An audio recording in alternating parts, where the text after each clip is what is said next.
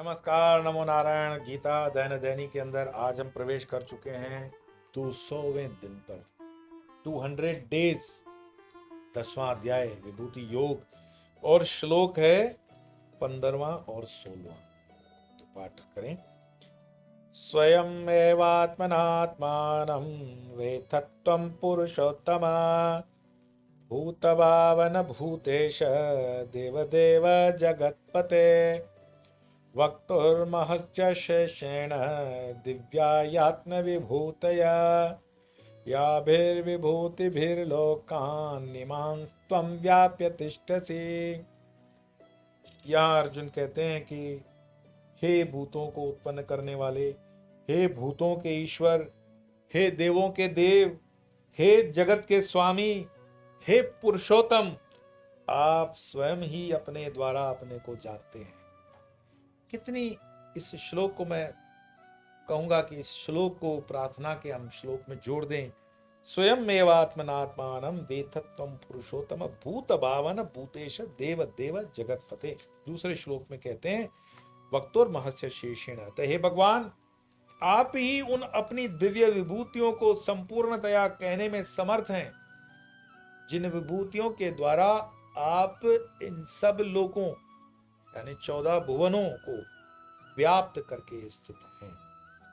और ये श्लोक जो दो हैं, यहाँ से विभूति योग का जैसे माहौल अर्जुन बना रहे हैं, तो दोनों श्लोकों को मैंने आपको कहा था 15वां और 16वां श्लोक है। और आइए इसकी व्याख्या करते हैं कि आपको कोई दूसरा नहीं जान सकता, क्योंकि आप पुरुषों में श्रेष्ठ, भूतों की उत्पत्ति करने वाले, संपूर्ण भूतों के ईश्वर। अब ये भूत प्रेत वाली बात नहीं चल रही है। भूत मतलब होता है ये जो पंचभूत महाभूत, हमारे पंच महाभूत हैं। तो ये पंच महाभूतों का तो ये मनुष्य शरीर है।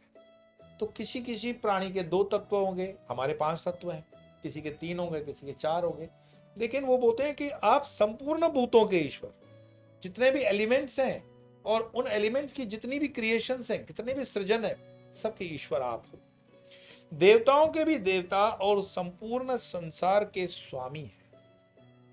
आपको कोई नहीं जानता। कोई कैसे जानेगा?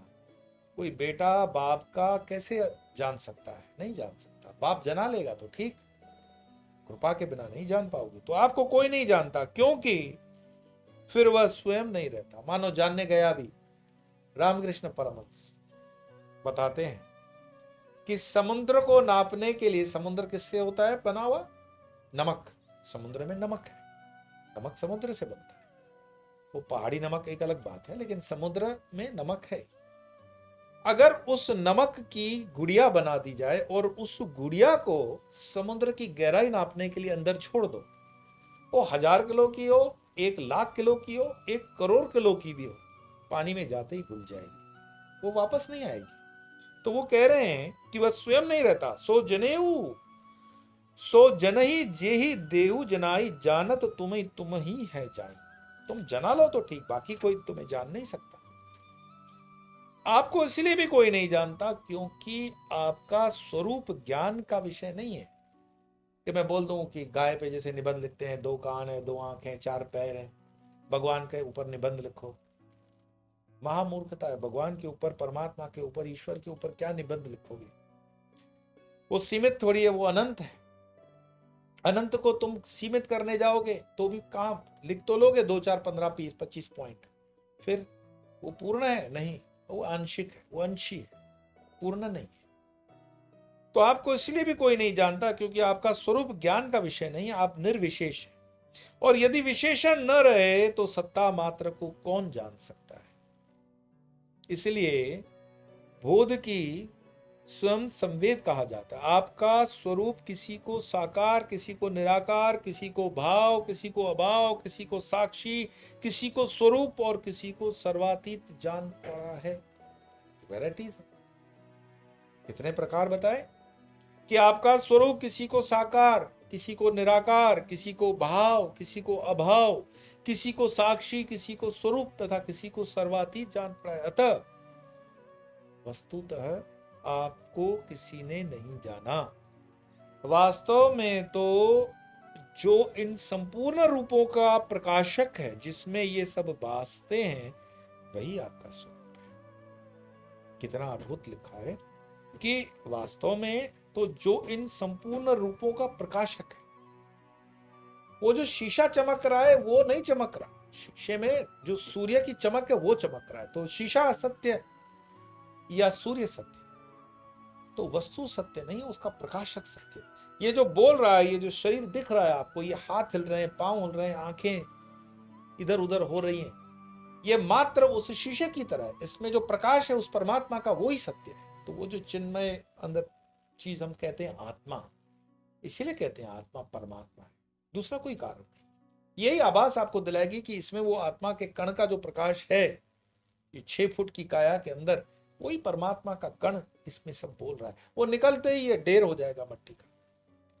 तो संपूर्ण को जिसमें ये सब बातें हैं, वही आपका स्वरूप है। और यही यथार्थ जानना है। जिसे ऐसा अनुभव है उसका फिर किसी मतवाद से कोई विरोध नहीं होता। वक्तुर्महस्य शेषेण दिव्यात्म विभूत है। आप अपनी दिव्य विभूतियों का पूर्णतः वर्णन करने में समर्थ हैं, जिन विभूतियों के द्वारा आप इन संपूर्ण लोकों को व्याप्त करके स्थित हैं। तो एक जो मालिक है, फिर रामकृष्ण परमहंस, मुझे गुरु पूर्णिमा का उत्सव जाएगा तो गुरु की तो स्मृति आनी स्वाभाविक है। रामकृष्ण परमहंस कहते हैं कि तुम चोरी छिपे किसी के बागान में चले जाओ। हमारे गुजरात में वाड़ी कहते हैं उसको, बागान। बंगला के अंदर भी बाड़ी बोलते हैं, बाड़ी। और वैसे बागान भी बोला जा सकता है, गार्डन हाउस भी बोला जा सकता है। तो किसी के चोरी छिपे आप बागान में चले गए, बागान हाउस में चले गए, तो चोरी छिपे आप देख सकते हो कि आम के पेड़ हैं, चीकू है, केला है, पपैया है, गुलाब के इतने पौधे हैं। थोड़े बहुत बाहर से आपने देख लिया कि घर भी इतना बड़ा, फार्म हाउस बहुत शानदार है, 5-7 कमरे दिखाई देते हैं। ये आपने अपने एफर्ट से, अपने कर्म से उसको जानने का प्रयास किया। लेकिन अगर आपने उसके साथ बहुत परिचय बना लिया, प्रेम से परिचय बना लिया, और उसने आपको निमंत्रण दे दिया, तो वो आपको अपना घर कैसे दिखाएगा? आपका हाथ पकड़ के आपको अंदर ले आएगा, जल देगा, पहले तो जल पियो, फिर परिवार के शायद सदस्यों से भी मिलाएगा कि ये मेरे खास व्यक्ति है, मैंने इनको बुलाया है। फिर आपने थोड़ा सा अगर इंटरेस्ट दिखाया कि मुझे बगीचा देखना है, तो वो ले जाएगा बाहर बगीचे, एक एक बगीचे की वो पेड़ पौधे लताएं आपको दिखाता रहेगा।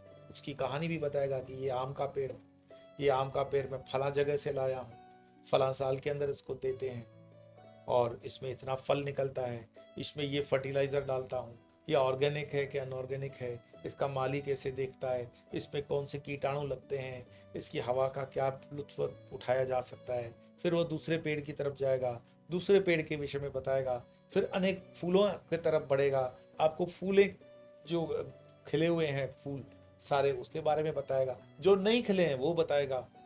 और ये बागान देखने के बाद वो अपने मकान में आपको अंदर लाएगा, आपको बताएगा कि ये मेरा फार्म हाउस है, ये इसमें 7 कमरे हैं, ये उसका हॉल है, ये उसका डाइनिंग हॉल है, ये इसका किचन है, ये उसका टेनिस कोर्ट है, वगैरह वगैरह, स्विमिंग पूल है।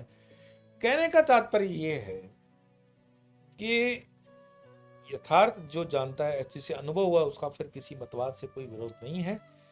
आप अपनी दिव्य विभूतियों को पूर्णतया वर्णन करने में समर्थ हैं। मालिक अपने मकान को दिखाए, वो समर्थ है, उसको सब पता है, हर चीज का उसको पता है।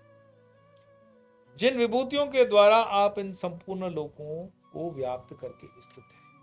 तो अगर परमात्मा ही आपको ज्ञान करवा रहा है, बोध करवा रहा है, तो सब जान लिया, फिर जानने योग्य फिर बचा क्या? लेकिन जब हम अपने एफर्ट से, अपने मेहनत से उसको जानने का प्रयास करते हैं, तो बहुत स्ट्रगल करनी पड़ती है। फिर भी इतनी स्ट्रगल के बाद फिर भी कुछ न कुछ रह जाता है।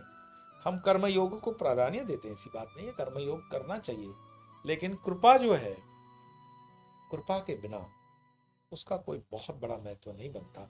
और ईश्वरी कृपा सर्वोपरि है। रामकृष्ण कहते हैं कि कृपा की ये पवन बह रही है, तुम्हारी अपनी नाव में ये पाल खींच लो, पाल तना रहेगा, पवन लगेगी, तुम्हारी नाव इस भवसागर से पार होती जाएगी।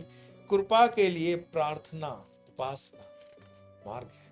आप मुझे हमेशा पूछते हो कि कृपा पाने के लिए क्या करें। कृपा पाने के लिए तो उपासना है, कृपा पाने के लिए गुरु मंत्र है, कृपा पाने के लिए गुरु का मार्ग है, कृपा पाने के लिए तो ये सब चीजें बताई जाती है शास्त्रों के द्वारा।